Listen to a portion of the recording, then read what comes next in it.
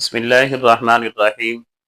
عن عائشة رضي الله تعالى عنها قالت سمعت رسول الله صلى الله عليه وسلم يقول إذا سبب الله لأحدكم رزقا من وجه فلا يدعوه حتى يتغير له أو يتنكر له أو كما قال عليه الصلاة والسلام. رواه مسند أحمد. مسند احمد روایت تا ام المؤمنین حضرت عائشہ صدیقہ رضی اللہ تعالی عنہا فرمی چې مو د نبی مهربان صلی الله علیه وسلم نرویدلی پیغمبر علیه الصلاۃ والسلام فرمیل چې اذا سبب الله لاحدکم رزقا من وجه چې الله رب العالمین په توسې شي یو کستا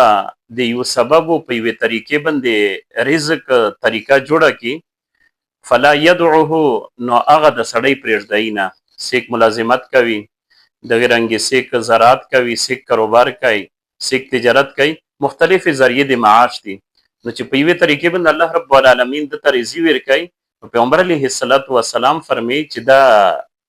کاروبار و دا ملازمت دا د دای نه پرېږدوي د معاش چې په کومه طریقې باندې الله رب العالمین د تور کړه د دای نه پرېږدي البته کچیر داسې دینی لحاظ سره څه نقصان وي پشه حتی یتغیر له او یتنکر له کچیر داسې تبدیلی پشه روغله نقصان دی یا څه خروپی پشه روغله نو هغه د وجې نه کسړی پرېږدي چې انسان دین ته نقصان رسوي عزت نفس ته نقصان رسوي د انسان اخلاق ته نقصان رسوي نو دا دغه سړی به معاشي زندگی دا تبدیلی کوي